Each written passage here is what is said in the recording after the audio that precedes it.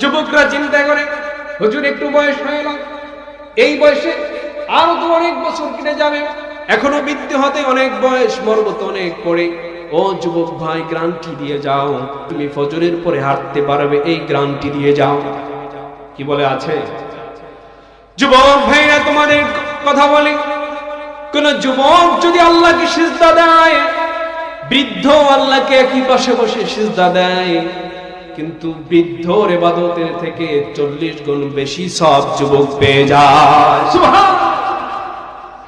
শুধু তাই নয়, আল্লাহর হাবিব জিবরাইলকে বলেছিলেন, জিবরাইল তোমার দৃষ্টি শক্তি কত?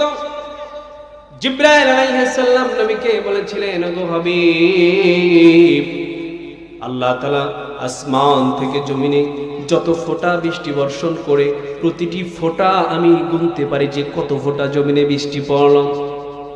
ওগো হাবিব, তবে একটা জিনিস দেখতে পাই না, আপনার যুবক উম্মত যখন আল্লাহর কদমে সিজদা দেয়, আল্লাহ কত নেক লিখে দেয়, আমি জিবরাইল গুনতে পারি না।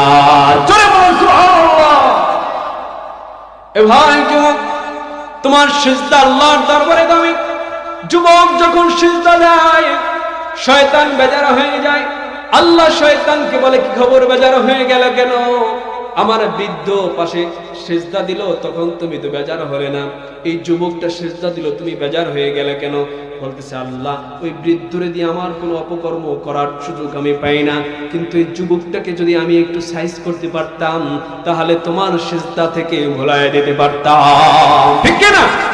এজন্য যে সমস্ত যুবক ভাইরা আজান হলে মসজিদে না গিয়ে অন্য জায়গায় আড্ডাখানায় বসে যায়, কাজ কর্মে লিপ্ত হয়ে যায়, জানা যায় ওই যুবক ভাইকে শয়তান ওয়াসওয়াসা দিয়ে বড় আনন্দ পায়, আমার আল্লাহ বেজার হয়ে যায়।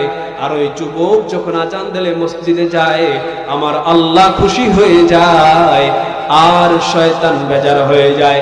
মুসলমান খুশি করবে যাকে, তিনি কে? জোরে আওয়াজ দিয়ে বলেন, তিনি কে?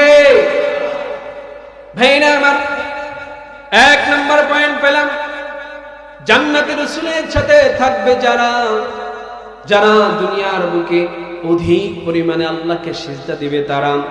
নাম্বার 2 নম্বরে ইয়াতীমদের অভিভাবক হবে যারা, আল্লাহর রাসূলের সাথে জান্নাতে থাকবে তারা। সুবহানাল্লাহ।